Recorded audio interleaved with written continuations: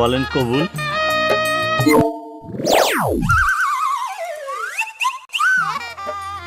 মা জননী, আপনি যদি এই বিয়াত সম্মত থাকেন তো বলিয়ালান কবুল। বলিয়ালান কবুল, বলিয়ালান। বল মা, বল কবুল। মামা কই মামা? মামা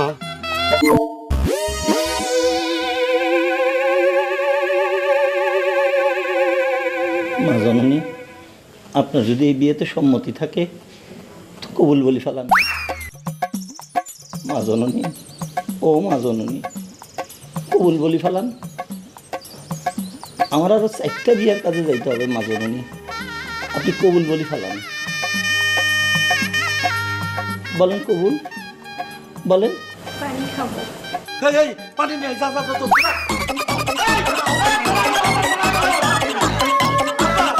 এখন কি করবো? কি করবি? দাঁড়িয়ে দাঁড়িয়ে কলা খা, ডিম পান, চাকরি দেখাই। এই চল।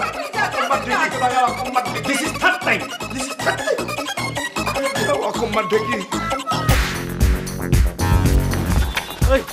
কোন গেল রে? তুই এদিকে যা। আচ্ছা না না, তুই এদিকে যা, আমি এদিকে গেলাম। একটা মেয়ে 3-3বার পালিয়ে গেছে, এটা নিয়ে নিউজ করার কি হলো আমি ঠিক বুঝতে পারছি না। দেখ পাবেল বলে কি মানে ব্যাপারটা ইন্টারেস্টিং না? আরে পাবেলের দায়িত্ব তো হচ্ছে যত সব উল্টাপাল্টা ইন্টারেস্টিং নিউজ ছাপানো। হ্যাঁ, মেয়েটার একটা ইন্টারভিউ করতে পারলে ব্যাপারটা আরো অথেন্টিক হতো, মানে আরো জমতো। আরে ওকে পত্রিকার জন্য ইন্টারভিউ দিবে নাকি? দোস্ত তুই ছেপে দে, আমি ওর ছবি অ্যারেঞ্জ করে দিচ্ছি, দেখি ওর ফেসবুকে অ্যাকাউন্ট আছে। বাহ, মেয়েটা সুন্দর তো। এইটা তোমার কাছে সুন্দর? তোমার কাছে কি যে সুন্দর লাগে আর কি যে অসুন্দর লাগে আমি না বুঝি না। সি সি সি সি সি সি আমার মান সম্মান ইজ্জত সব তাগিয়ে ডুবাইছে। এবার সেইটারে নিয়া পাতালপুরের মাটির নিচে পুইতা রাখছে। আমি তোমার আগে না করছিলাম, তোমরা ওর বিয়ের জন্য পাড়াপাড়ি করছো। এবার হইলো তো। আর আমরা কি বুঝছি নাকি? পারুলে পারো। চুপ, একদম কথা হবে না।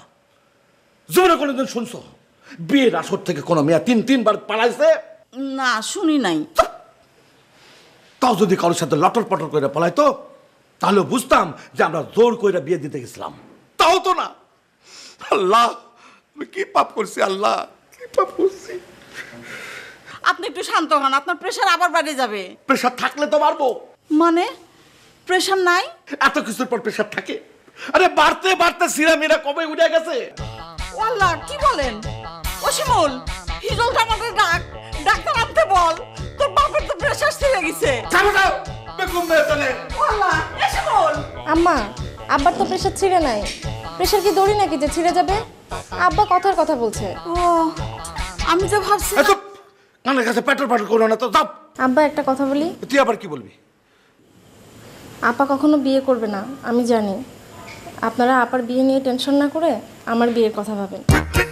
শুনছো তোমার ফাজল মেয়ের কথা? শুনছো?